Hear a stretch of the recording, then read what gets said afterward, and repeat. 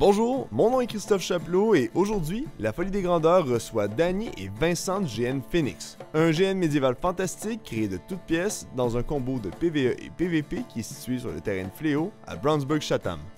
Restez jusqu'à la fin de l'émission pour une chance de gagner 2 entrées gratuites à un de leurs événements pour leur saison 2024. Et sur ce, bonne aventure!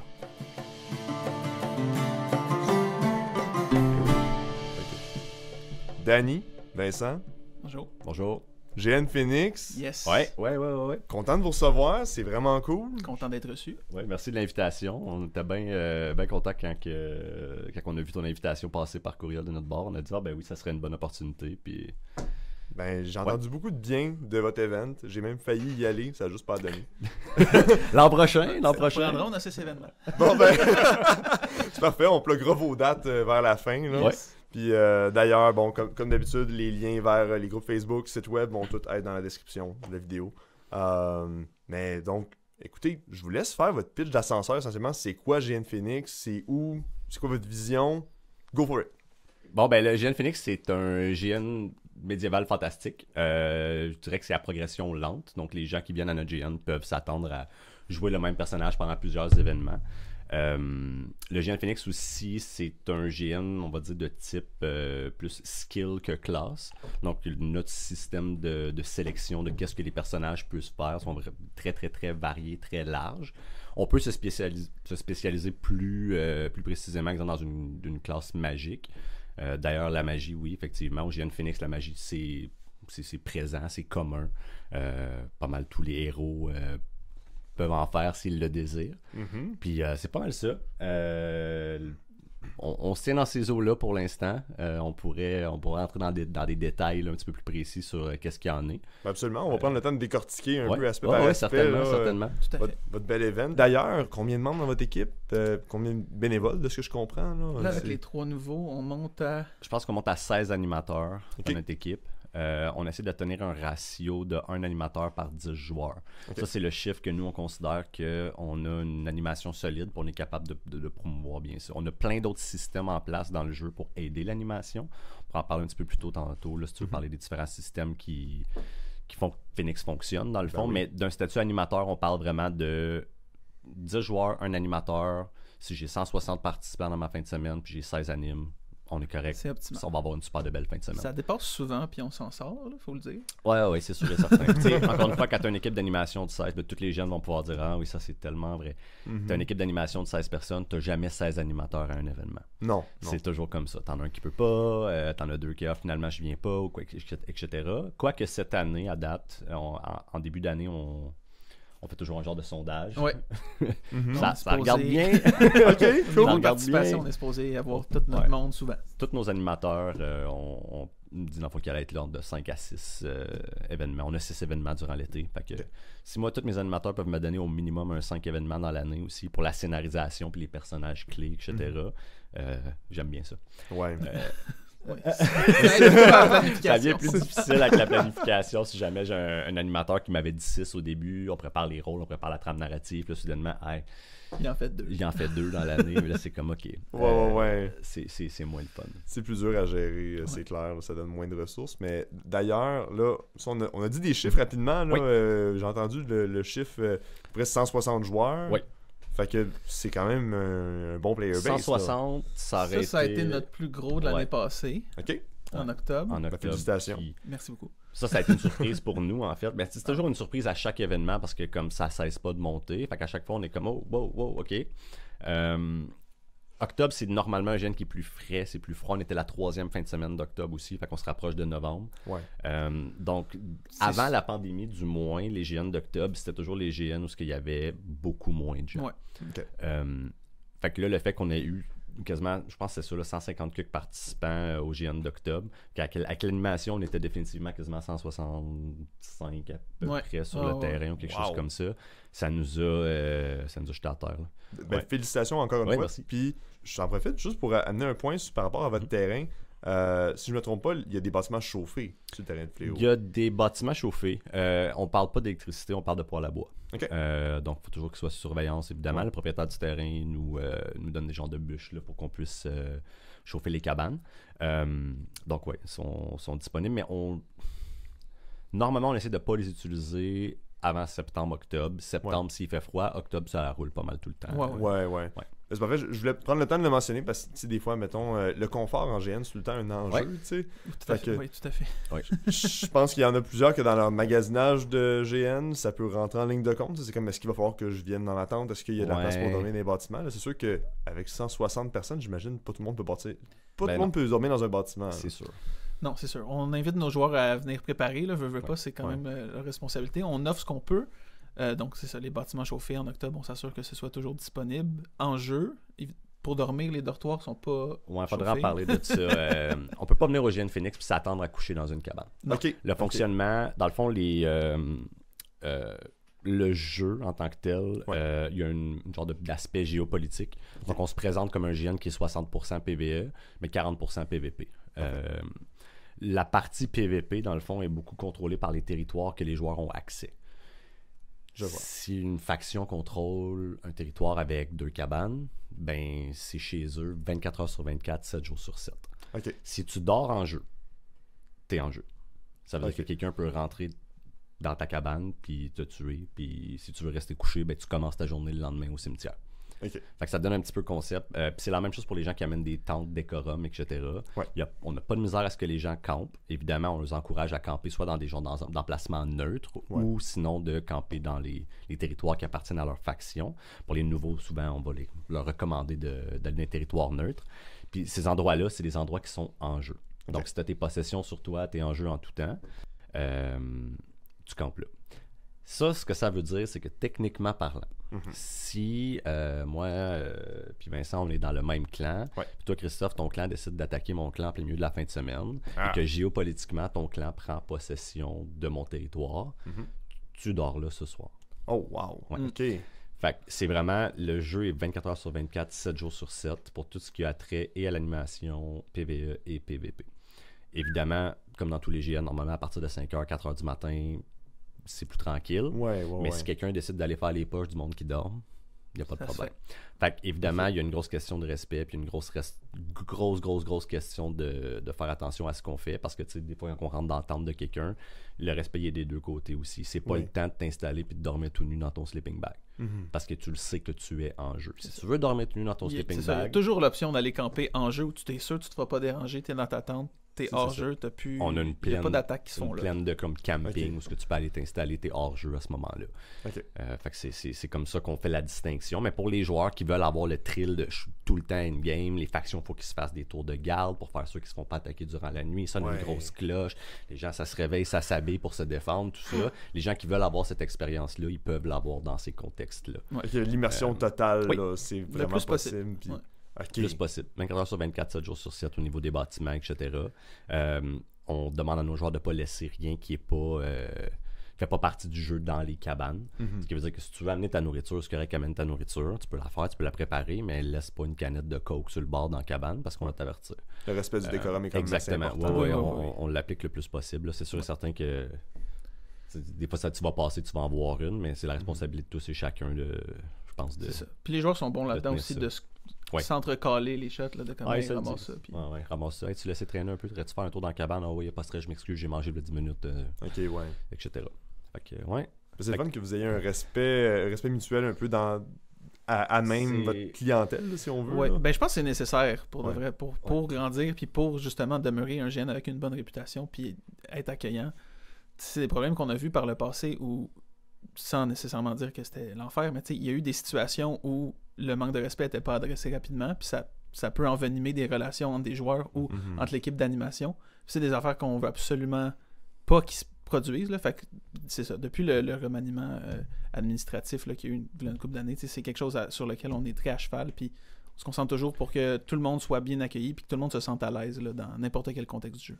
Ben, c'est cool, c'est le fun de savoir que vous avez une équipe proactive. Je pense qu'il y a beaucoup de GN qui grossissent des fois un peu trop vite pour qu'est-ce qu'ils seraient capables. C'est ça. Fait que c'est le fun que vous ayez réussi à établir une structure qui fait que, en un sens, c'est scalable, là, tu sais, ça peut... Ça peut. Scalable jusqu'à quel point? On a eu les discussions au niveau de l'administration à savoir comment le GN Phoenix, est-ce qu'on pourrait avoir 300 joueurs demain puis on serait correct? Okay. Est-ce qu'il y a un certain point où il faut que je ferme ma vente de billets puis que je dise non, j'ai tout vendu mes billets, un peu comme d'autres GN font, là. Je pense à la dernière alliance en exemple, là, qui eux autres, ils ont tant de billets, c'est ça que c'est, puis précommande tes billets, tu sais.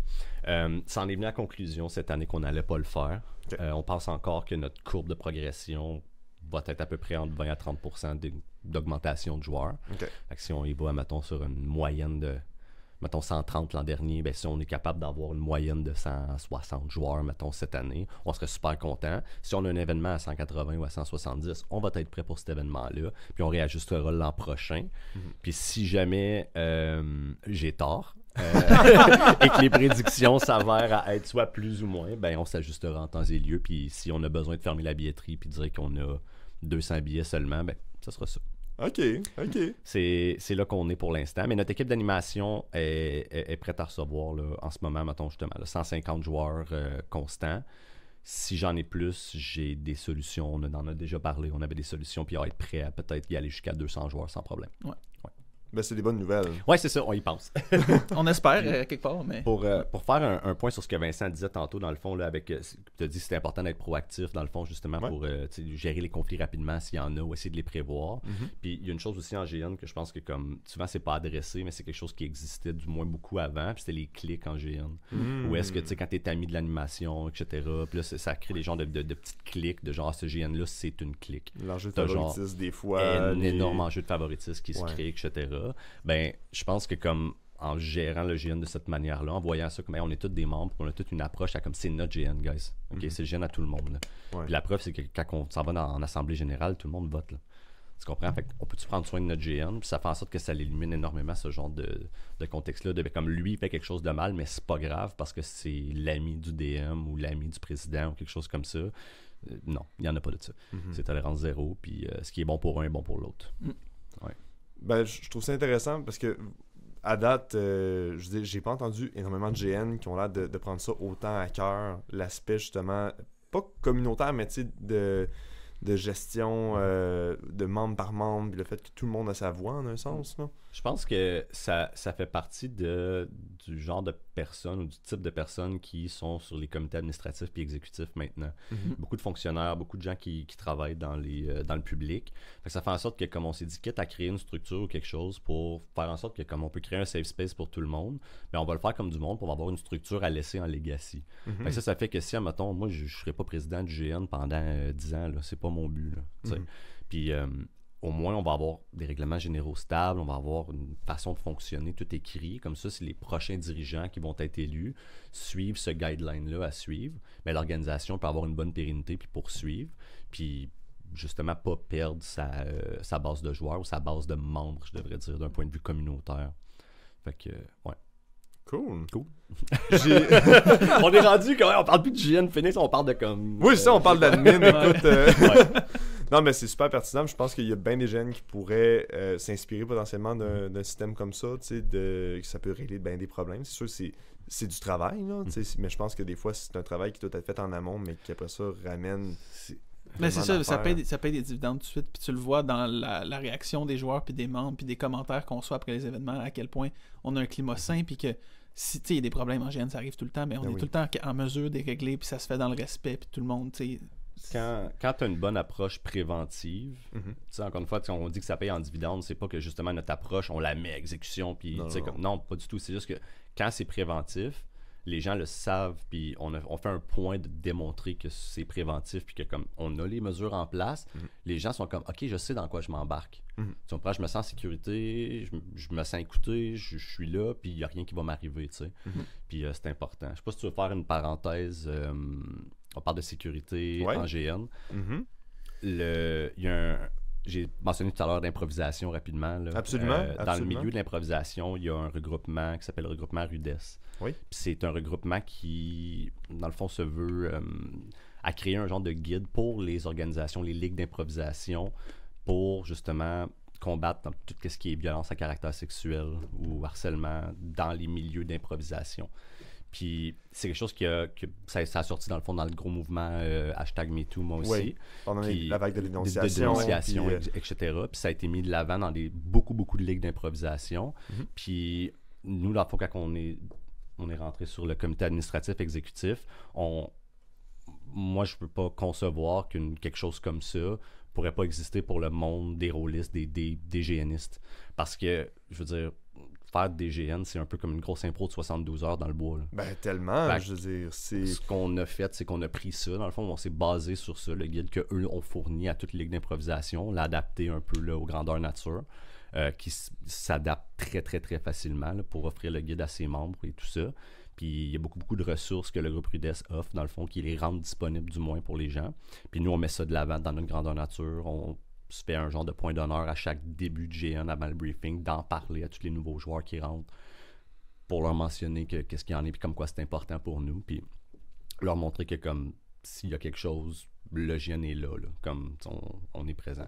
Évidemment, Génial. je suis pas en train de dire qu'on va aller jusqu'à comme prendre des actions légales ou quoi que ce soit, pas du tout. On veut juste montrer que comme regarde au GN Phoenix, ça, ben, c'est tolérance zéro, tout simplement. Ouais. Puis on suit un guide pour empêcher que ces choses-là se produisent s'ils ont à se produire. Ouais. Dans le fond, c'est d'évoluer d'une bonne manière. Ouais, mais je pense qu'encore une fois, on a parlé de prévention tantôt. Ouais. C'est vraiment ça. C'est préventif. C'est ça. On n'a pas ce guide d'utilisateur-là ou ce guide rudesse-là, si on veut, pour justement avoir besoin d'agir. On veut jamais que quelqu'un ait besoin de s'en servir. Ouais. Mais le fait qu'on fait promotion de ça ou qu'on le démontre à nos joueurs, ben c'est comme leur dire, regarde, comme c'est pas sa place, ça n'a pas sa place. T'sais. C'est pas parce que tu es dans un GN, tu joues un personnage, que tu peux excuser tes comportements en te disant genre « Ah, mais c'est pas moi, c'est mon personnage. Ouais. Comme... mon personnage est raciste, mon personnage est misogyne. Etc. Ben, ouais. J'excuse le comportement de mon personnage parce que c'est pas moi. Mais non, ça n'a pas sa place en GN. Non, c'est ça. Puis on veut vraiment le rendre au clair. Puis c'est ça. Fait que ça, encore une fois, c'est préventif. Oui. Mais on pense que c'est important. Puis on adorerait ça si jamais, mettons, les autres organisations veulent nous contacter ou le groupe de regroupement Rudesse sur Facebook. Plein d'informations super intéressantes qu'ils peuvent aller chercher là-dessus.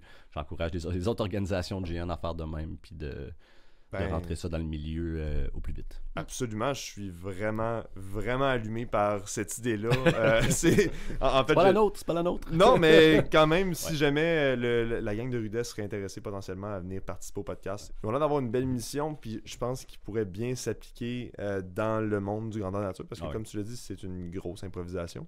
Fait que, tu sais, si on peut essayer de faire grossir notre milieu de la meilleure des manières possibles. Tu sais, je veux dire, pendant tellement longtemps, le monde du GN, puis encore même aujourd'hui par bien du monde, on se fait voir comme une gang de weirdos qui vont se battre dans le bois. Là.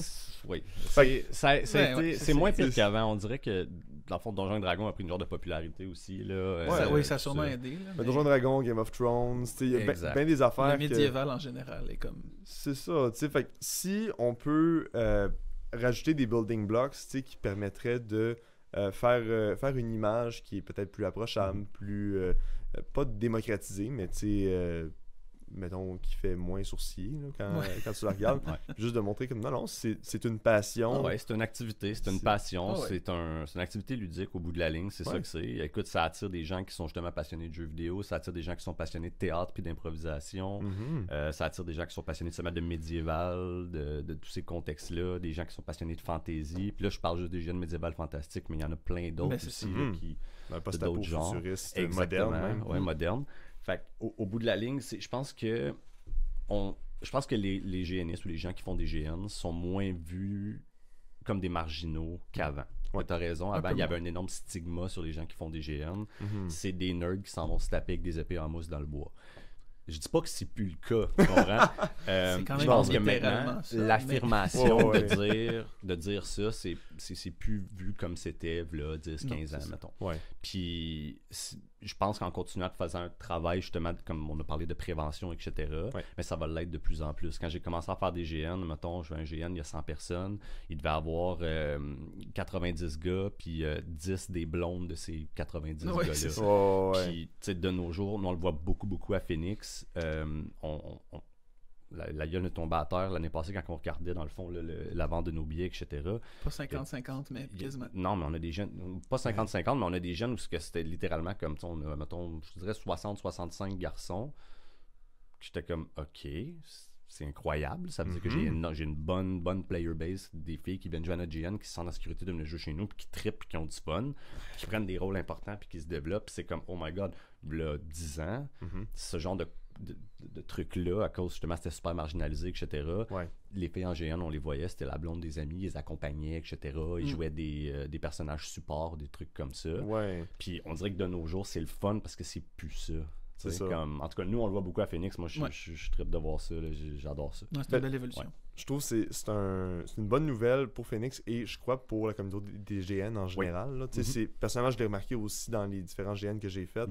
Il y avait beaucoup plus de femmes, en effet. Puis je trouve que c'est encourageant parce que ça montre... J'ai déjà vu certains GN, admettons, qui étaient comme sous le prétexte d'être « Oui, mais on est plus historique. » Ouais, on a entendu c'était beaucoup. comme oui, mais tu sais, la femme dans le temps, c'est comme ouais, mais non, écoute, on est dans un monde fantastique, tu sais, puis même dans certains cas, c'est comme on est dans un monde fictif, tu sais, c'est comme dans tous les cas, ben je me dis, il n'y a pas de bon prétexte pour juste non, c'est ça. Non, ça reste un loisir comme un autre, tu sais, puis pourquoi tu voudrais guetter ça derrière? J'aimerais vraiment ça que cette représentation-là se fasse aussi dans les administrations. Comme j'aimerais ça dire que demain, soudainement, on regarde notre administration puis c'est 50-50, etc. C'est pas le cas.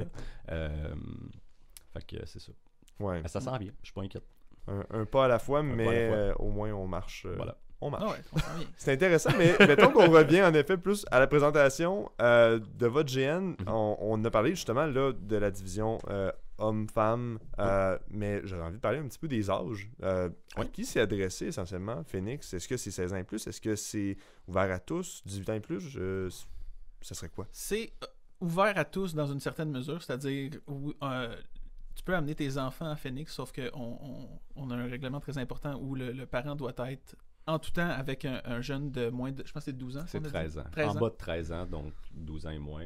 En bas de 13 ans. 13 ans inclus, je ne me trompe pas. 13 ans et moins, il faut qu'il soit accompagné d'un adulte en tout temps. Ouais. L'enfant ne paye pas le même prix là, que les adultes, évidemment. Non, c'est ça. C'est juste qu'on veut s'assurer que comme, tu sais, c'est qu'un joueur plus jeune qui se perd dans le bois ou qui se met à avoir peur dans un contexte de roleplay est accompagné d'une figure de confiance. Ouais. Mais sinon, la moyenne d'âge, je te dirais, dans la vingtaine, trentaine, puis on a des joueurs qui sont dans la cinquantaine.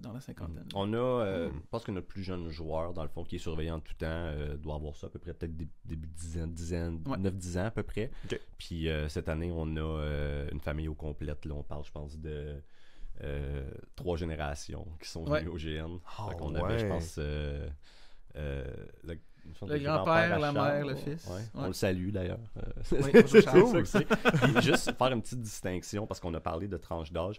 Notre moyenne de joueurs est vraiment entre 20 et 30, mettons. Là. Fait que de 20 à 32, mettons, je te dirais que ça se situe pas mal là. Mais on se présente pas comme un GN familial. Ça veut dire que la scénarisation, le jeu en tant que tel, c'est comme on prépare pas des trucs pour les enfants ou quoi que ce soit, ou pour les familles spécifiquement. Comme j'ai dit tout à l'heure, on crée un genre de monde, puis les gens jouent de manière réactive dans notre monde, dans notre trame narrative. Fait qu'on va pas nécessairement aller vers les enfants ou quoi que ce soit pour le faire. C'est évidemment, si un enfant comprend les règles puis il veut jouer, etc., il doit se prêter au même jeu que les adultes. Donc c'est pas comme, on voit ça dans les GN des fois, on voit la petite fille de 7 ans qui comprend pas les règles, elle vient frapper quelqu'un avec son épée, puis là tu te sens obligé de tomber par terre. Mais là en plus il y avait une scène qui s'en venait, tu voulais pas la manquer. Fait que tu sais, c'est... Non. Fait que si les enfants veulent jouer, ils doivent respecter les règles comme les adultes, puis ils doivent être sous surveillance des parents. Fait que normalement on demande aux parents tout simplement de comme, on a des tavernes, on a des campements, on a plein de places où on peut aller. C'est pas la place d'amener un enfant de 8 ans sur comme un champ de bataille où ça va être genre comme 80 personnes qui vont se rentrer dedans. Fait qu'évidemment. Mais c'est ça, on se présente pas comme un GN familial. Non, c'est ça. Mais ça reste une option ouverte parce qu'on trouve aussi que c'est quand même une belle façon de faire découvrir le jeu justement à quelqu'un qui va grandir puis devenir un joueur autonome. Puis c'est ça. Puis c'est pas ça qui manque en tout cas selon moi, là, des endroits pour les jeunes. Comme il y a des GN spécifiques pour les enfants qui sont créés pour ça, avec une trame pour eux, des règlements pour eux. Je pense à Billy Junior, c'est quoi les camps de jour? Les camps légendaires. Les camps légendaires. Il y en a des endroits pour les jeunes enfants d'explorer ce milieu-là. Fait que c'est pour ça qu'on se présente pas comme un GN familial, mais que les enfants sont bienvenus. On comprend que comme on a des joueurs qui sont des parents, puis veulent découvrir cette passion-là avec leurs jeunes, ben viens, mais surveille ton enfant, puis prends soin de lui durant la fin de semaine. C'est pas une garderie. Tu donnes pas ton enfant de 13 ans sur le terrain, puis amuse-toi pendant que moi je vais faire autre chose. Non, on veut pas ça. Il y a un aspect de responsabilité quand même qui rentre en ligne de compte. Puis d'ailleurs, je crois qu'il n'y a pas de substance qui est acceptée, l'alcool. Zéro. Tolérance zéro. C'est un règlement du terrain, en fait, mais c'est aussi la vision de Phoenix face à ça. On a un événement durant l'année qui est à l'extérieur du terrain, qui se passe normalement durant notre assemblée générale ou après l'assemblée générale. On fait une genre de, on va dire un événement 6.5, donc ça suit la trame souvent, mais on va avoir un bar ou quelque chose comme ça. Ça peut être un banquet ou peu importe. Cette année, on a fait un genre de bandit lair.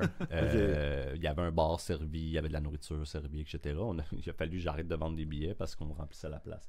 Ouais. Une autre belle surprise au niveau de la croissance. On va faire un petit événement RP, c'était le banquet, on va avoir 40-50 joueurs. Non, j'ai vendu 100 billets, puis j'ai fermé la billetterie parce que comme j'avais d'autres personnes en arrière, j'aurais monté à 115, 120, puis j'étais comme non, je suis désolé. Ça rentrait plus. Ça rentre plus dans la place. C'est bon signe, je veux dire. C'est super bon signe. Encore une fois, super bon signe. C'est un beau problème. Mais c'est peut-être juste nous qui n'avons pas préparé assez en considérant à voir si on aurait peut-être regardé pour un autre endroit ou un autre type d'événement. Mais c'est ça. Vous savez, on peut pas le savoir, on va le savoir pour l'an prochain. Oui, c'est un apprentissage. Encore une fois, c'est un beau problème. C'est un beau problème. Il y a beaucoup de beaux problèmes à Phoenix, je te dirais. Ben, c'est parfait. J'ai envie de transiter un peu vers vos règles. Je change drastiquement de sujet, mais c'est quand même quelque chose souvent qui va changer pas mal. C'est un make or break. Oui, c'est ça. Tu sais, le genre de stats est-ce qu'il y a des classes, des races, le genre de dégâts, tout ça, comment ça se fait les combats, tout ça, c'est essentiellement. Ouais.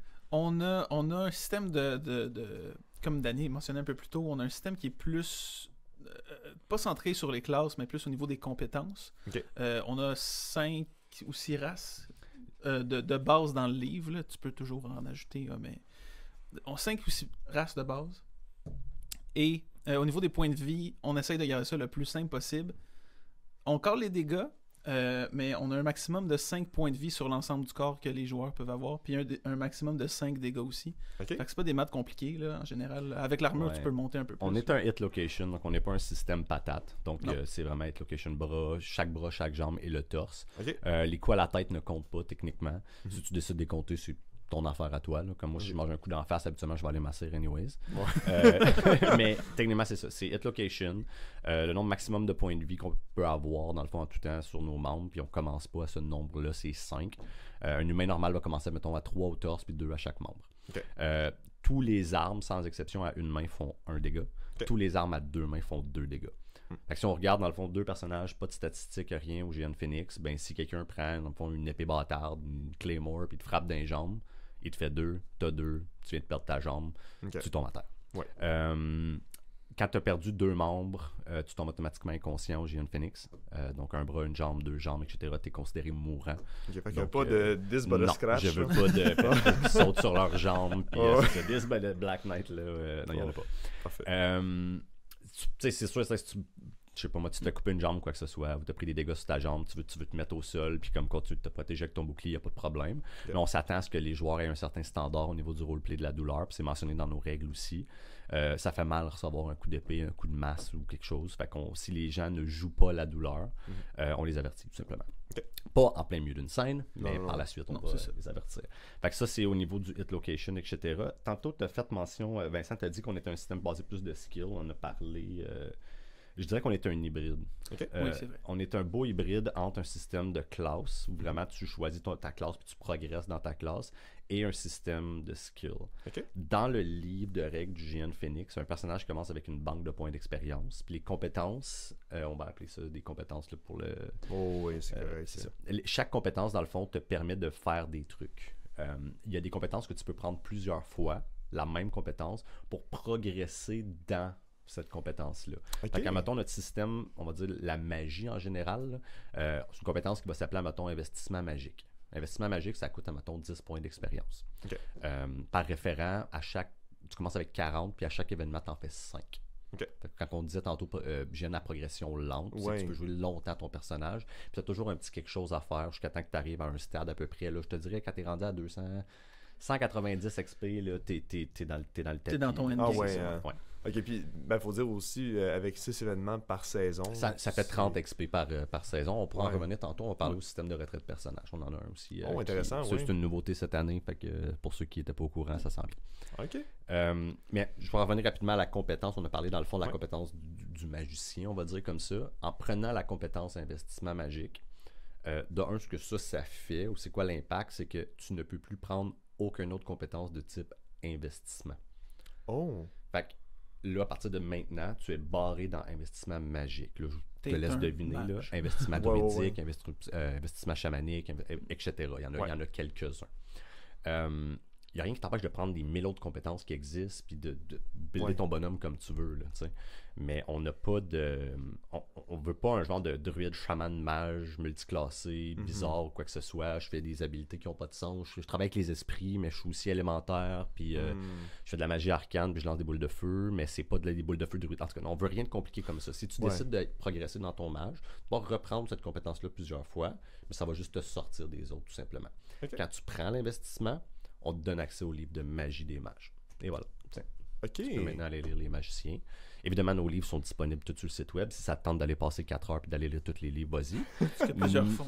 Mais ça peut tout le temps... Des fois, j'ai déjà été un peu plus obsédé là, par les règles, là, essayer de faire des fiches puis tout ça. D'ailleurs, j'ai envie de vous demander rapidement, savez-vous, le livre de règles fait combien de pages à peu près? On va dire 10 pages. OK? Puis la raison pourquoi c'est 10 pages, c'est parce que toutes nos compétences sont sous forme d'un tableau qui scroll complètement en bas. Okay. Quand tu regardes ton personnage, admettons, on a peut-être 3 pages de règlements généraux, qui est comme tout bon GNiste devrait lire. C'est des règlements qui se répètent dans plusieurs GN aussi. Après ça, on tombe dans un genre de comme un étalement des compétences. Fait que si je dis 10 pages, c'est probablement parce qu'il y a ça. Mais là, en primeur, peut-être pas en primeur parce que là, ça va arriver dans le futur. Oui, c'est ça. Mais dans le fond, c'est ça. Cette année, on a travaillé très fort, puis on est allé faire une nouvelle édition de nos livres. Dans le fond, tous nos livres ont été revus, corrigés, les textes ont changé, ont été mis à jour. Fait que tout ça, ça sort. Ça fait partie de notre fonte un peu, notre genre de rebranding qu'on a fait. Là, ça va avec le changement de logo, la création d'un nouveau site web. Beaucoup de travail qui sont allés, que là, ça arrive à culmination. Là, on est tout près du but. Fait que se moderniser. On se modernise. Puis je pense que les jeunes qui ne se modernisent pas vont avoir beaucoup de difficultés dans les prochaines années. Donc c'est une des raisons pour laquelle on met beaucoup d'emphase là-dessus. Mais c'est ça. Fait qu'une nouvelle édition des livres. J'aimerais ça te dire que notre livre de règles initial va passer de 10 à 8 pages. Ça serait cool. Mais avec la nouvelle édition, j'ai aucune idée. En ce moment, le produit va nous être remis d'ici une semaine là, à peu près. Ceux qui écoutent l'épisode présentement pourraient nous répondre en fait. C'est ça. Mais ça, donc, d'ailleurs, encore une fois, vous allez pouvoir avoir accès déjà aux documents puis tout ça.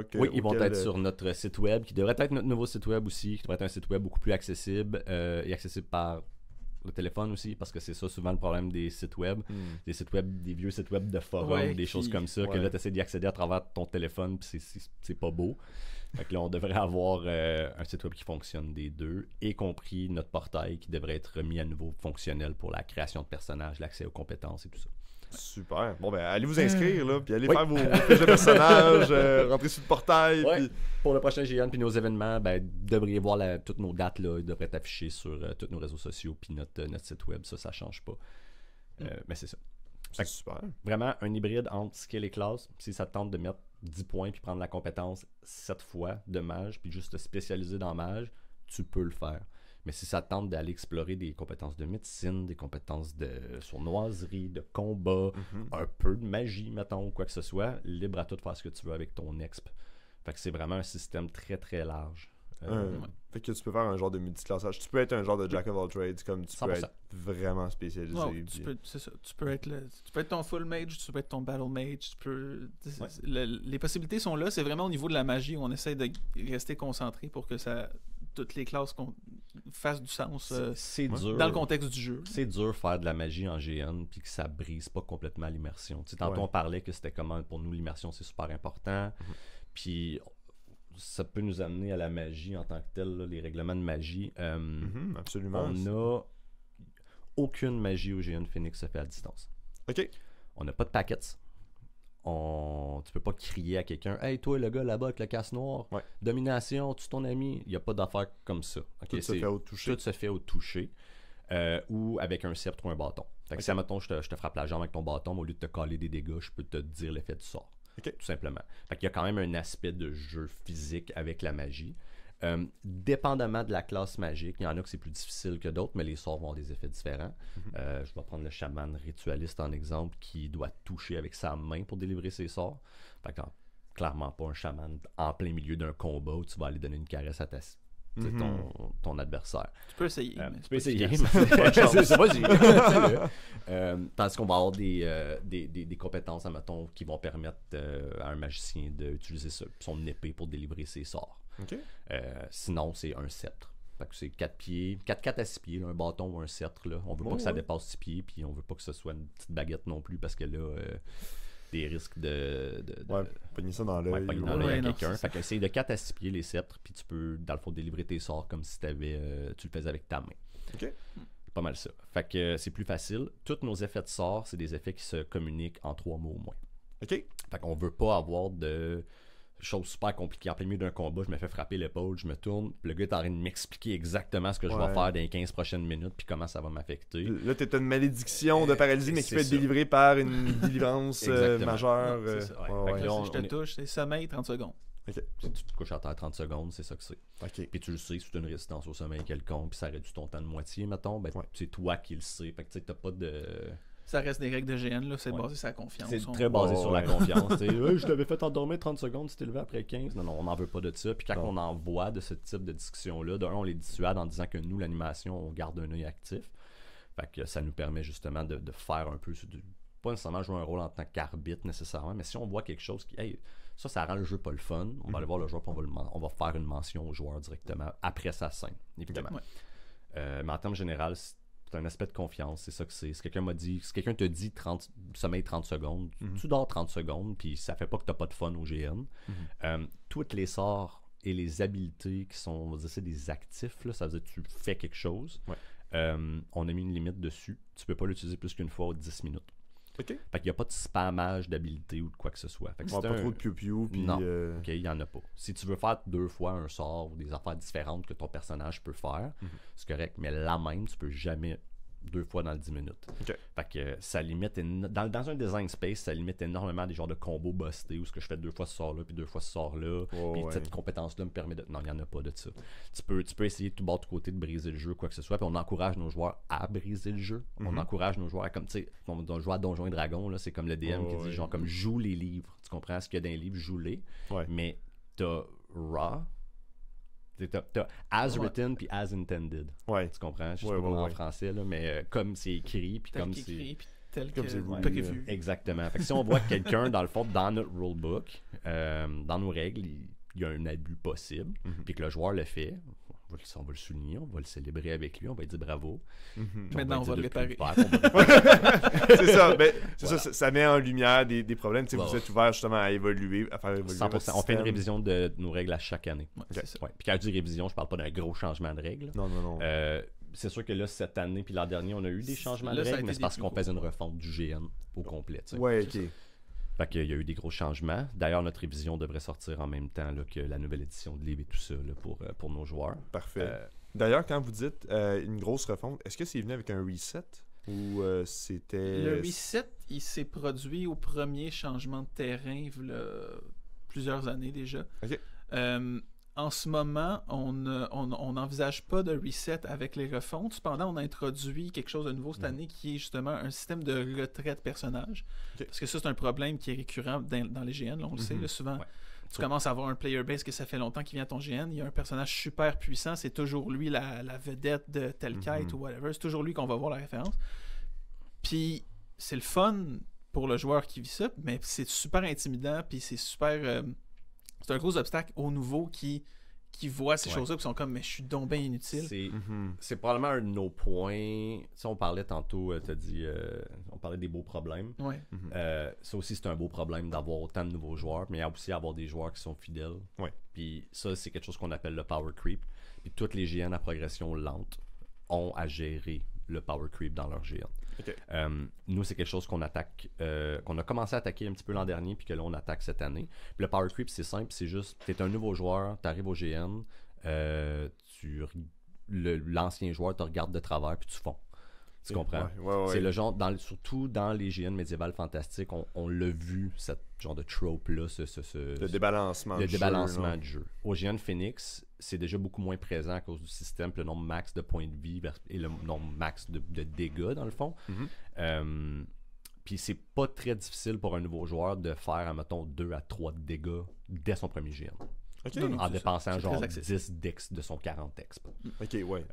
C'est juste qu'il va avoir dédié ses points pour prendre une spécialisation avec son arme et faire un plus un dégât, mettons. Okay. Fait que le débalancement déjà là, il est plus... on l'a rapproché de ce côté-là. Pour contrôler le power creep, par contre, cette année, on a un nouveau système qu'on rentre en ligne de compte. On va en parler parce que en même temps, si les autres GN qui ont un système similaire, tant mieux pour eux. On peut l'adapter. Ben c'est ça, on veut juste que ça s'améliore partout. Fait que... On l'a appelé le système héritage. OK. Le système héritage, dans le fond, c'est qu'après un certain nombre de GN donnés avec ton personnage, on te donne la possibilité de retirer ton personnage dans le système héritage. OK. Fait que pour nous, étant un GN à progression lente, on est allé avec 24. On a 6 GN dans un été. Ce qui veut dire qu'après 4 ans de GN, tu peux retirer ton personnage volontairement. Okay. Si tu le fais, on va te donner un bonus héritage à la création de ton prochain personnage. Attention, là, ils nous disent, ouais, mais ça aide pas le power creep si mon prochain perso il est plus fort. C'est des avantages roleplay que le personnage va avoir. Et c'est pas des avantages qui vont booster les prouesses de la personne. Ça. Mécaniquement, c'est pas très significatif dans le jeu. C'est juste quelque chose, un petit token que tu fais. Ok, regarde, tu l'as eu, tu as ton héritage, bravo, tu as retiré ton personnage. C'est un peu genre, mettons, ben, je vais être reconnu par certains NPC ou genre... Il y a une liste okay. De trucs héritage qui devrait sortir en même temps que notre révision de livre. Je pourrais pas m'étaler sur tout. Mais mettons, il y en a un, c'est l'héritage du sage. Mettons, ben, au lieu de faire 5 XP par GN, tu vas en faire 6. Sur la vie d'un personnage, ça va faire une différence de genre peut-être 12 exp. Tu comprends? Ou quelque chose comme ça. Fait que c'est pas gros, mais c'est là. Ou va en avoir un, mettons, quand on parle de ceux de combat, là. Ton personnage va pouvoir commencer avec, je sais pas moi, une compétence que tu choisis de base. Tu l'as pas, mais que tu l'aies, c'est là que tu vas pouvoir la faire 2 fois dans le même 10 minutes, mettons. OK. Ou quelque chose comme ça. C'est juste pour donner un genre de... Comme lui, c'est le champion de quelque chose, c'est l'héritage de quelque chose. C'est son prochain personnage. Ouais. C'est ça. Un genre de petit merci de ton implication. Exactement, pendant aussi longtemps, c'est ça. C'est ça, tu t'es donné pendant au moins 4 ans, ben là, au moins tu repars pas à 0-0. À 30 GN. Ouais. À 30 GN, 50 jeux, okay. Tu es obligé de mettre ton personnage héritage. Oh, OK. Il y a une compétence ou un statut, plutôt un trait dans le GN Phoenix qui peut être obtenu. C'est ça, obtenu. Ça s'appelle jeunesse éternelle. OK. Ça te permet d'aller jusqu'à 36. Oh, OK. C'est ça. Fait que ça te permet... Si à la maison, tu veux faire durer le plaisir encore au moins une année, bon, ben... va aller une quête pour jeunesse éternelle ou les druides y ont accès éventuellement ou quelque chose comme ça. Voilà. Mais après 36, là, par exemple, il y a vraiment ça, c'est la grosse limite. Le gros point du GN Phoenix, c'est que mourir et aller au cimetière, ça ne fait pas que tu perds ton personnage. Okay. Les GN à progression lente, souvent, ils vont mettre plusieurs vies sur un personnage.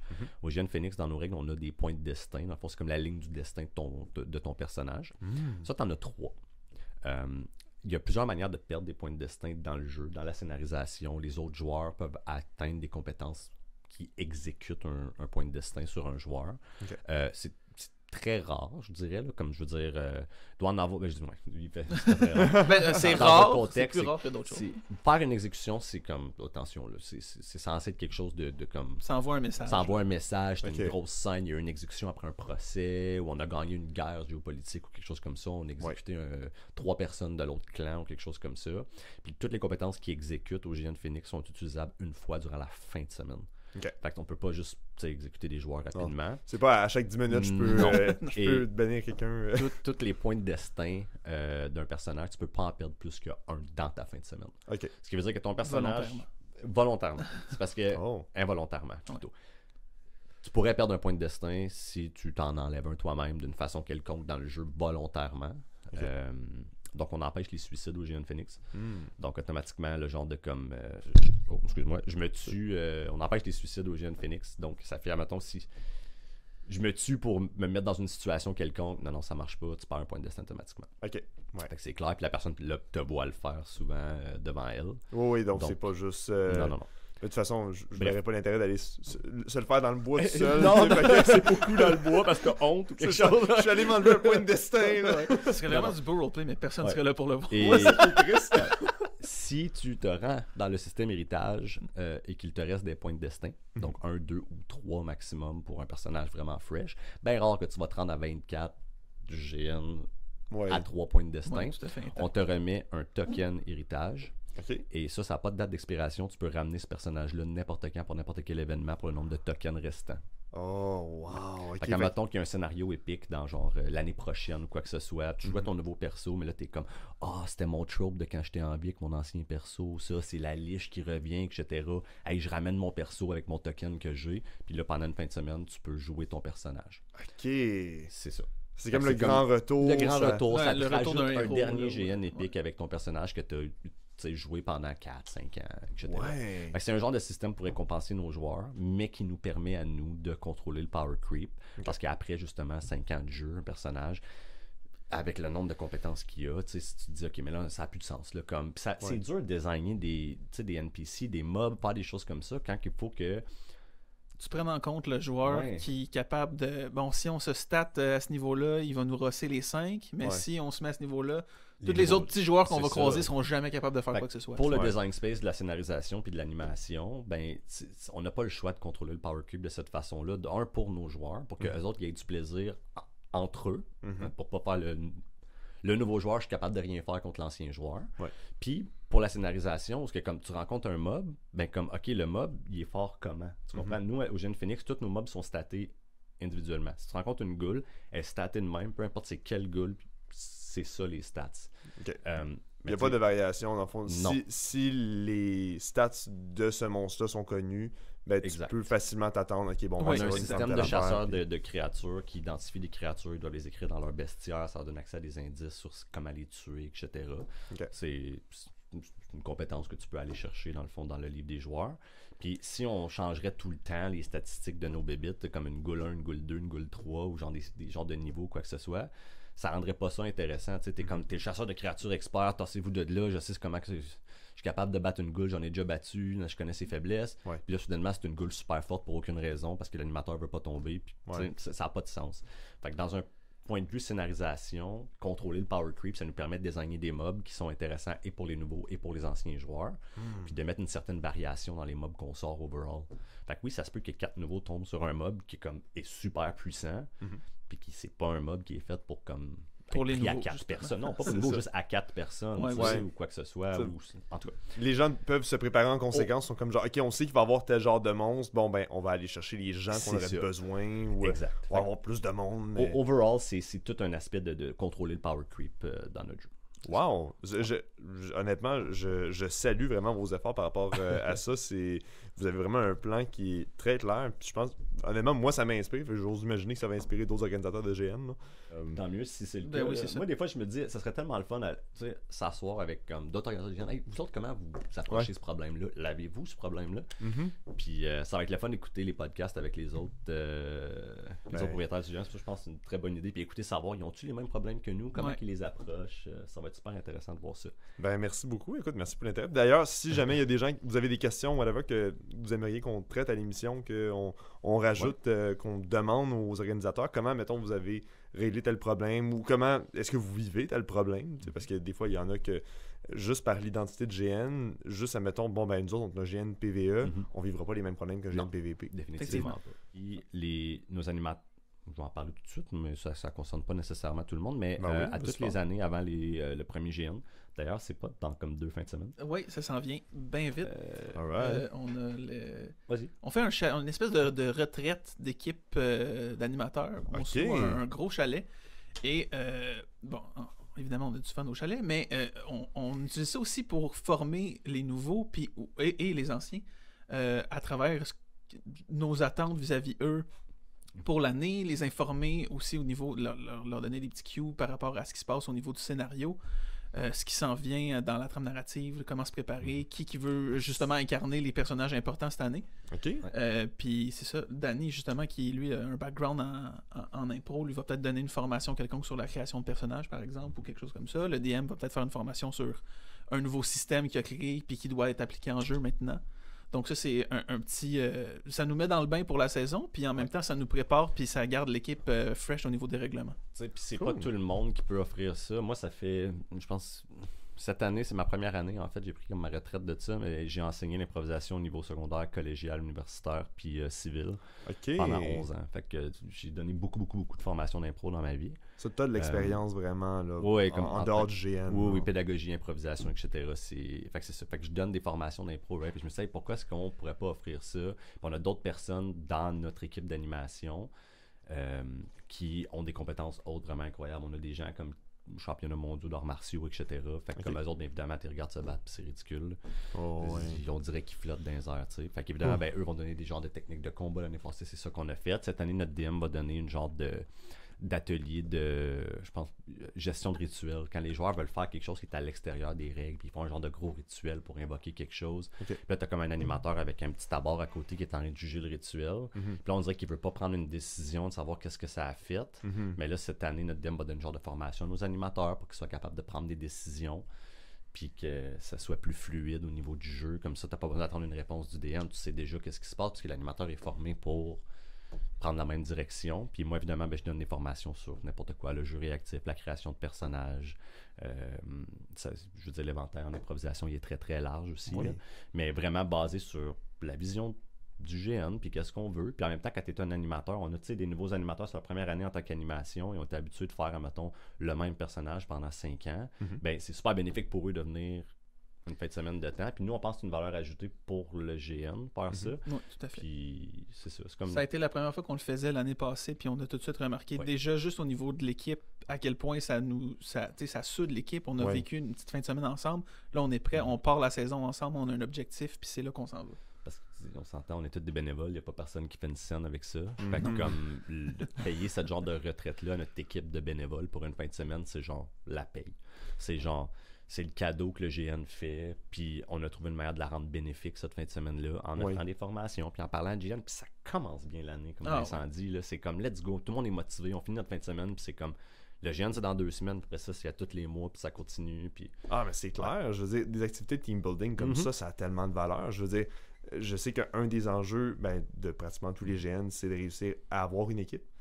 Puis après ça, c'est de réussir à garder son équipe. Oui, tout à fait. Fait que je trouve que de faire comme ça, c'est de redistribuer les ressources, dans le fond, de l'organisation dans des activités qui vont... Non, on peut pas rémunérer nos animateurs, malheureusement, avec les on prix aimerait qu'on est ça. présentement.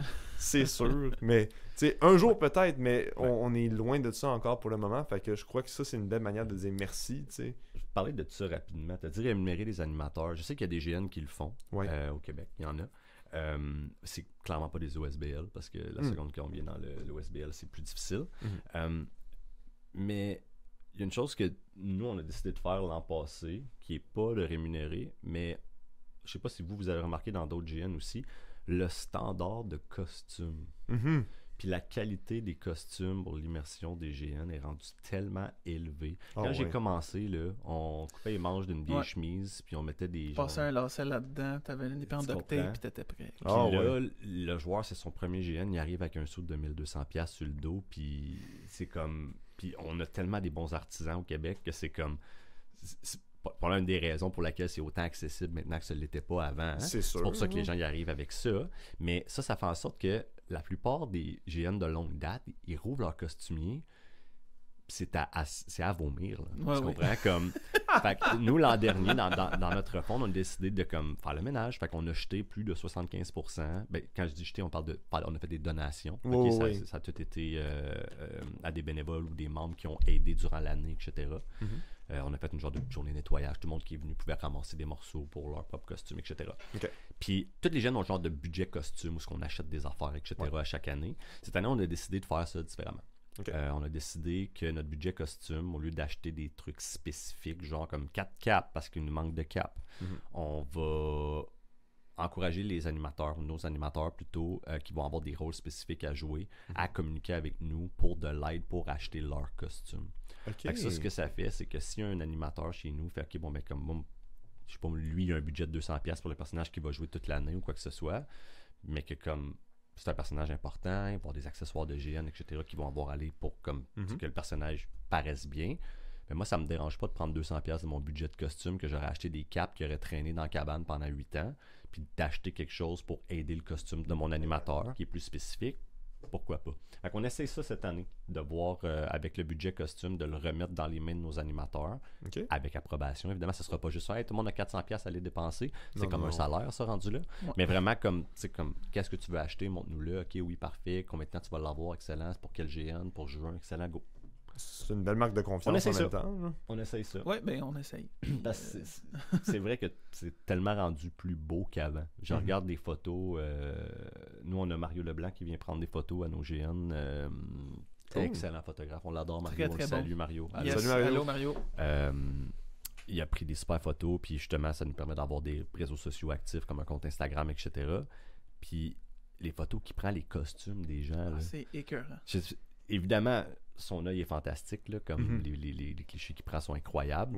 Mais c'est pas la même game que c'était quand toi t'as commencé, quand moi j'ai commencé. Ouais. C'est ça, en même temps, je veux dire, c'est mené par l'exemple, là, si on veut. C'est de dire comme, bon, ben, si on veut que nos joueurs adoptent un décorum qui est plus avancé, ça serait un peu hypocrite de notre part d'arriver et de dire comme, bon, ben, voilà, je me suis fait une armure en duct tape. C'est ça. On veut pas justement que ça devienne gênant puis que les joueurs y arrivent super bien gearés avec des super beaux costumes, que l'animation a encore non. du duct tape, c'est épique. T'es comme... On n'en a plus. Non. On n'en a plus. Tout a été mis dans les vidanges. Est-ce que vous les acceptez quand même si un joueur arrive avec ça? Oui, si tu arrives avec une arme en duct tape, elle va être homologuée. Ça veut dire qu'il y a quelqu'un qui va la regarder puis il va la tester, etc. Il y a comme genre de petit test qu'on fait, comme toutes les GN. Si tu arrives avec une Kalimacil, une Nemesis, une Epic Armory, n'importe quelle marque là, qui font des armes ou quoi que ce soit, on les homologuera pas. Ce qui veut dire qu'on va pas passer à travers toutes les pins, mais on va faire une petite mention dans notre livre de règles que si ton arme est brisé, puis qu'une tige qui sort, quelque chose comme ça, c'est ta responsabilité en tant que participant de ne pas utiliser ton arme. Si quelqu'un arrive avec un costume, il veut essayer les GN, il s'est mis une ceinture avec un chandail. On va jamais mettre quelqu'un dehors parce qu'il n'y a pas un beau costume. Limite, on a tellement de participants, puis notre communauté est tellement large pour ça que quelqu'un va y passer une cape, une tunique ou quelque chose. Juste moi, j'arrive au GN, je pense que j'ai comme 7 tuniques dans mon bac. Là, je vais en passer une aux joueurs puis bien essayer. Puis si t'aimes ça, ben travaille sur ton costume pour le prochain. Puis je pense que notre communauté s'est développée de cette manière-là, à faire en sorte que personne ne va passer un commentaire genre comme hey, check-les lui avec son costume. J'ai jamais entendu ça. Non, j'ai jamais vu ce comportement-là chez nous. Au contraire, le monde sont portés à coopérer. Puis justement, à prêter du stock, ça se voit tout le temps. On en parlait. Je me rappelle pas la dernière fois j'ai vu quelqu'un comme arriver pas de costume ou avec comme le bare minimum. Là. Comme, je me rappelle pas la dernière fois que j'ai vu ça. Tout le monde met un effort. L'année passée, j'ai des nouveaux joueurs qui sont arrivés puis j'étais comme Seigneur, leur costume est incroyable. Puis c'est sûr qu'ils ont fait des GN ailleurs. Puis là, comme on fait toujours une genre d'introduction aux nouveaux joueurs dans notre GN pour essayer comme parler des règles importantes ou des statuts qui est comme avant le briefing de début du jeu pour tout le monde. On prend les nouveaux joueurs à part, faire une petite introduction. Puis là, tu te lèves là, comme, qui est-ce que c'est son premier GN, grandeur nature? Puis t'as comme 8 personnes avec comme les plus beaux costumes que t'as vu de ta vie qui lèvent la main. T'es comme, ok. T'es comme, c'est rendu ça le standard. On est plus le 10 ans. Mais c'est accessible. Regarde ce que les artisans d'Azur ils font. C'est super beau. C'est pas Draco. On les salue. En tout cas, on les salue absolument. Je vais peut-être dire ça, tu sais, comme c'est pas dispendieux. Non, c'est dispendieux, mais dans le sens pour ce que c'est, je regarde ça puis je suis comme ça vaut la peine. Mais ça, généralement, c'est des costumes qui sont durables, c'est des costumes qui sont faits à la main. C'est tellement de la bonne qualité, leurs produits. Ben, c'est ça, tu sais. Moi, vraiment, je suis vraiment dans l'idée comme, ben, tu sais, si tu commences, puis que tu as un budget qui est plus mince, ou tu as un budget qui est plus mince en général, puis tu te dis, ben, je vais m'arranger pour me bâtir de quoi à partir de ce que je trouve au village des valeurs, puis tout ça. Écoute, ça marche, là, généralement, il y a moyen de faire de quoi qui est quand même assez décorant. Tout à fait. 100%. Mais si il y a quelqu'un aussi qui est comme, ben non, moi j'ai vraiment envie de mettre le paquet, il y a tellement des affaires là, fantastiques qui se font au Québec. Là. Ça va quoi, durer 10 ans, 15 ans, puis il va pouvoir le revendre après parce que ça va être encore en bonne qualité s'il est bien entretenu, parce que c'est des très bons produits. Fait en tout cas, ça a levé la barre, ça c'est sûr et certain, puis on est bien content au GN Phoenix de voir que nos joueurs, ils mettent autant d'efforts dans leur costume que dans le lore de leur personnage, puis la création de leurs affaires, puis ils embarquent là-dedans avec nous autres, ça fait que notre communauté, je l'apprécie. Ben, c'est super. Ouais. Shout-out à ta communauté. C'est des saluts pendant tout le long. C'est ça. Si on veut revenir rapidement sur un système de règles ou quelque chose comme ça, quelque chose que je vais faire mention à Phoenix, parce que souvent on s'attend à ce que tout le monde qui vient faire les grandeurs nature, s'ils veulent jouer, incarner des héros, ils veulent incarner des soldats ou quoi que ce soit. Puis on a 2 systèmes en place à Phoenix qui permettent aux joueurs de justement ne pas faire ça nécessairement. On a un système de métier. Le système de métier aussi, c'est un système qui aide l'animation dans ces situations-là. Okay. Les métiers, ce que ça fait, c'est que ça donne des avantages géopolitiques. Géopolitique, ça veut dire que chaque petit lopin de terre qui existe sur le terrain, qui est mappé avec la géolocalisation qu'on a faite quand on est arrivé sur le terrain de Fléau, donne des avantages, certains tangibles, certains intangibles en jeu. C'est juste le genre de bragging rights de pouvoir dire quelque chose. Okay. Il y en a d'autres que si tu as une mine sur ta terre et que tu l'exploites, il y a un système géopolitique en jeu assez complexe que les gens peuvent s'intéresser. Il y a des gens qui veulent jouer des nobles. Bon, mais si tu veux jouer un noble, il y a une compétence, il y a des trucs que tu peux t'intéresser à la géopolitique. Si tu veux jouer un homme de métier, un minier, un fermier ou quoi que ce soit, c'est des compétences qui coûtent très peu d'expérience. Okay. Ce qui te permettent de faire, c'est donner à ta faction ou vendre tes services en tant que personne de ce métier-là. Et pendant ce temps-là, tu dois soit faire ton métier.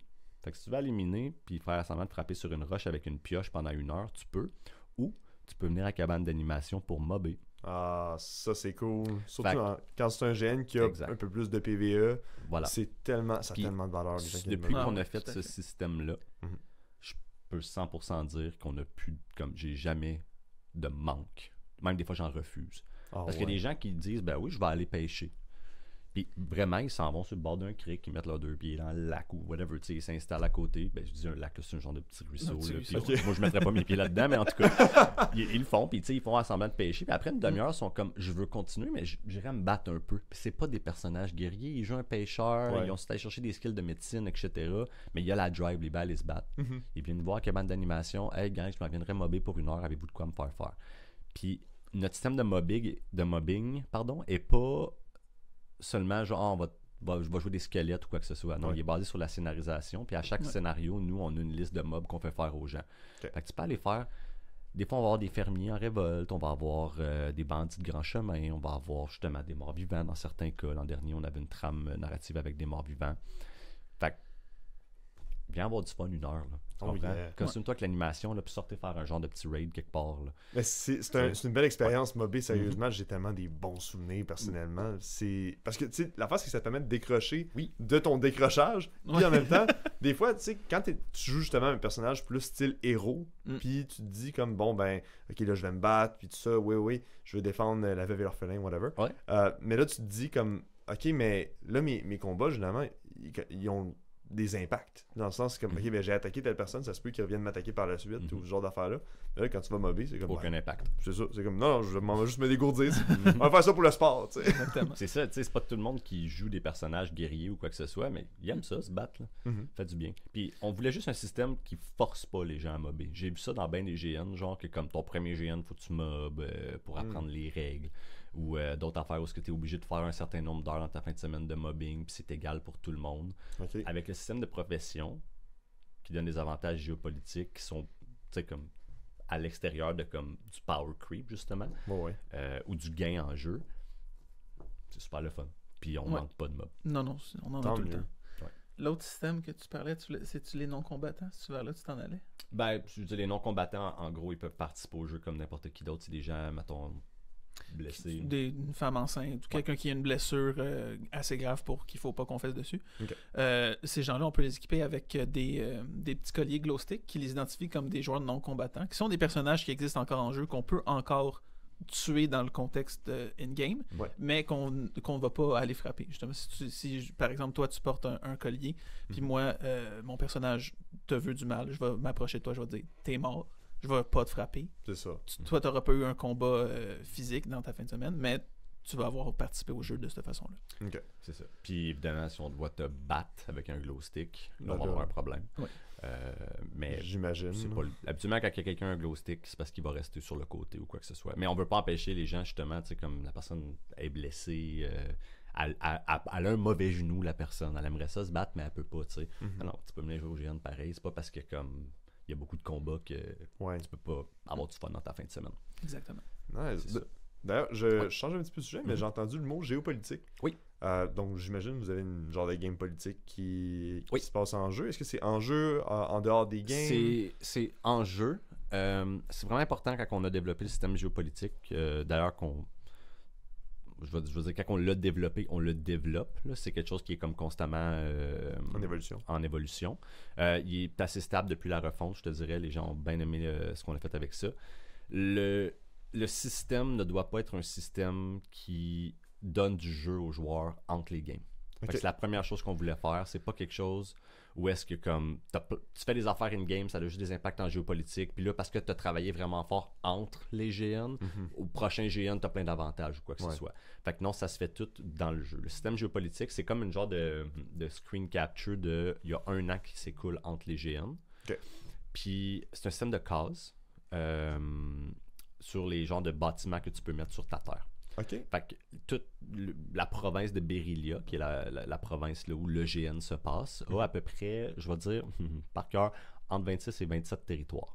OK. Puis c'est tous des endroits représentés en jeu par des markstones, des endroits. Comme mettons cette bâtisse-là, cette taverne, pas cette taverne-là, mais la terre avec la taverne puis la grosse roche. Ouais. Une autre terre avec le genre de fleuve, une autre terre avec la grosse montagne. Puis ces endroits-là, si tu les contrôles en géopolitique, ils sont à toi, c'est tes terres, tu dois aussi les défendre. Okay. Ça veut dire que tu dois soit camper là, ou tu dois avoir une raison d'être là. Le système géopolitique permet aux joueurs d'investir des ressources qu'ils doivent faire en géopolitique ou acquérir en jeu, genre du bois, de la nourriture, de la pierre, un peu à la Age of Empire ou quelque chose comme ça. Puis ça leur permet de construire sur leur case. Quand ils construisent sur leur case, nous, entre les GN, on a tout un script qui est fait qui contrôle tout ce qui s'est passé. Ça génère des événements. On a une animatrice qui s'occupe que de ça. Ça génère des événements durant la fin de semaine. Il y a eu une révolte, il y a eu ci, tu as mal nourri ta population, tu as fait une mauvaise gestion. Fait que les nobles doivent apprendre à faire une bonne gestion de terre pour pouvoir avoir accès, dans le fond, à ce qui vient avec. Okay. Sinon, il va y avoir, exemple, des paysans pas contents. Ils vont aller sacrer sur leur terre, ils vont aller faire des ravages, puis peut-être même... Qui vont justement peut-être être incarnés par des joueurs qui veulent mobber. Le joueur va aller piocher, je vais aller faire un paysan pas content là-bas parce que l'animation m'a dit que c'est ça que je devais faire. Mais la géopolitique a un impact sur le monde dans lequel tu vis. Okay. Et il y a certains bâtiments, au fur et à mesure que tu construis, qui peuvent avoir des impacts tangibles en jeu. Parce que ça, c'était l'autre point. C'est important pour nous que s'il y a une géopolitique et qu'elle prend une place sur le jeu des factions, si ça reste que intangible, c'est pas intéressant pour les joueurs. Ben, c'est intéressant pour ceux qui s'y intéressent, puis les gens qui viennent pour... Moi, je suis un joueur, je m'en viens jouer, je fais du sport, etc. Je vois le GN comme jouer à un jeu vidéo. Ils s'en foutent de la géopolitique. Mais là, ils s'en foutent pas parce qu'il y a un avantage nécessairement en jeu. Je vais donner un exemple.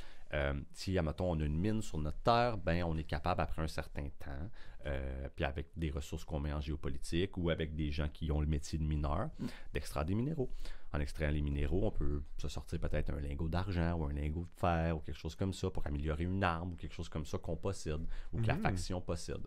Fait que ça, c'est tous des petits exemples là, qui peuvent améliorer le jeu. Puis ça améliore aussi la scénarisation.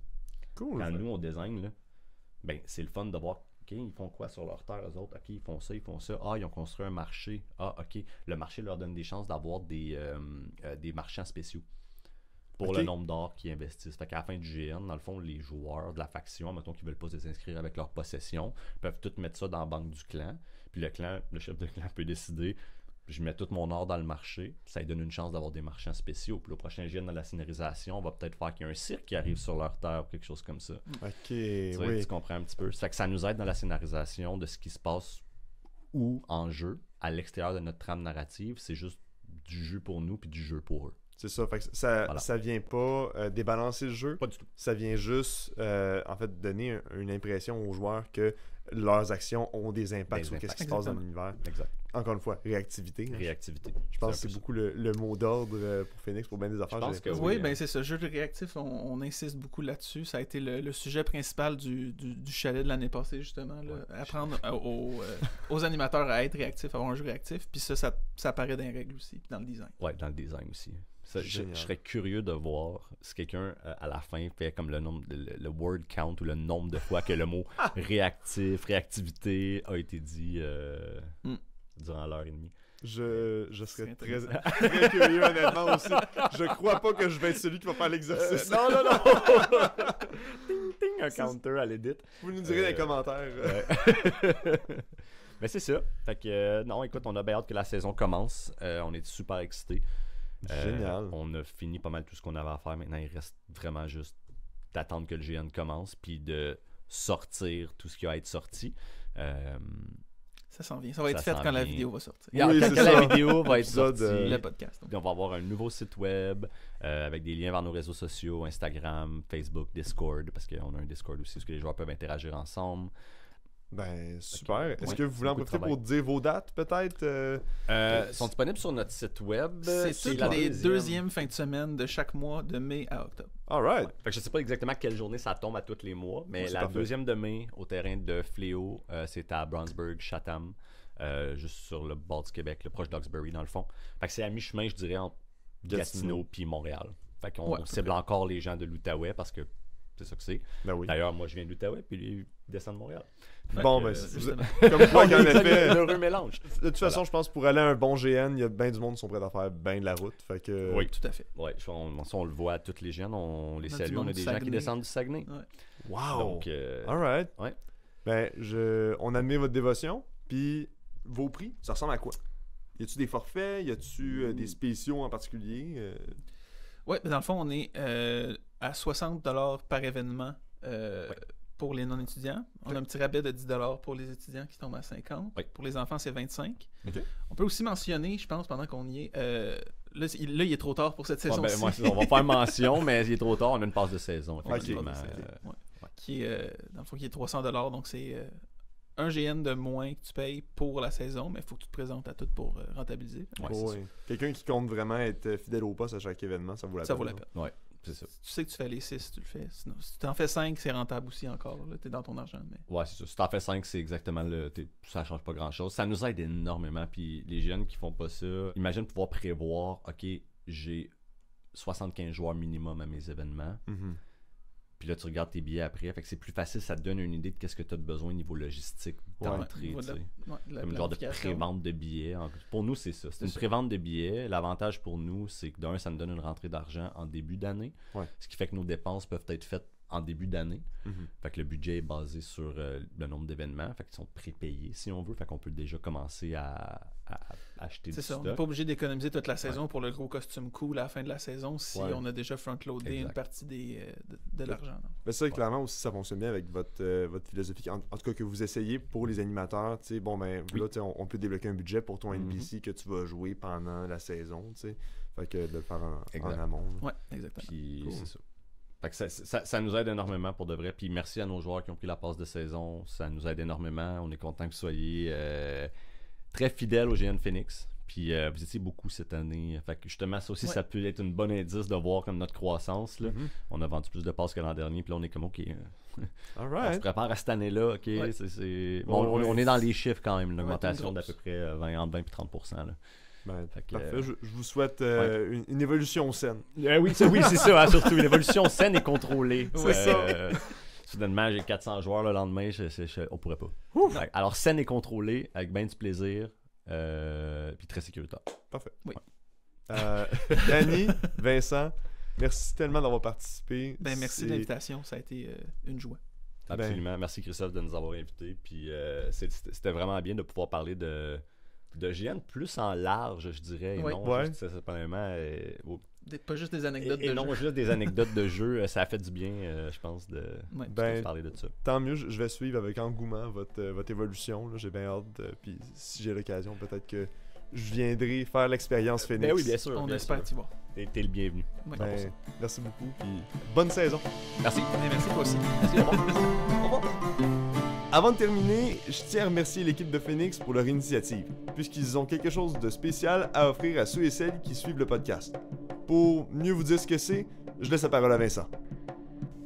Bonjour, chers auditeurs et auditrices de La Folie des Grandeurs. Vincent Desjardins, vice-président du Grandeur Nature Le Phoenix, qui est ici pour vous annoncer qu'on va faire tirer une paire de billets pour l'un de nos événements, à même le podcast. Donc, tout ce que vous avez à faire pour participer au tirage, c'est de commenter, soit sur YouTube ou Facebook, dans les commentaires, GN Phoenix ou Grandeur Nature Le Phoenix, pour courir la chance de gagner une paire de billets valides pour n'importe lequel de nos événements cet été, donc en 2024. Et une très belle occasion de découvrir notre GN si vous ne le connaissez pas, ou si vous êtes déjà un de nos joueurs, de tout simplement participer gratuitement cette fois-ci. Donc, au plaisir de peut-être vous voir cet été. Salut! Et c'est ainsi que se termine cet épisode de La Folie des Grandeurs. Merci pour votre écoute, et si vous avez apprécié cet épisode, suivez-nous et partagez l'émission. C'est gratuit et ça fait toute la différence pour nous. Dans les commentaires, laissez-nous savoir quelle GN ou organisation vous voudriez qu'on reçoive dans le futur. Vous retrouverez tous nos épisodes sur les plateformes de podcasts habituelles comme YouTube, Spotify et Apple Podcasts. Et vous pourrez nous retrouver à la page Facebook La Folie des Grandeurs. Avant de vous laisser, je vais vous inviter à aller écouter nos autres épisodes pour découvrir les autres GN et organisations qu'il y a dans le milieu. Ça s'écoute bien dans le char, puis on sait jamais, vous pourriez y trouver là où vous irez vivre vos prochaines aventures. Un immense merci à nos invités, on salue toute leur équipe et tous les GNistes qui les encouragent. Vous retrouverez les liens vers leur plateforme dans la description de l'épisode. La musique du podcast est une gracieuseté de Faria Faraji, le montage et les arrangements sont faits par moi, votre hôte, Christophe Chapelot. Et sur ce, je vous souhaite une très bonne saison de GN et on se revoit dans le prochain épisode de La Folie des Grandeurs. À bientôt.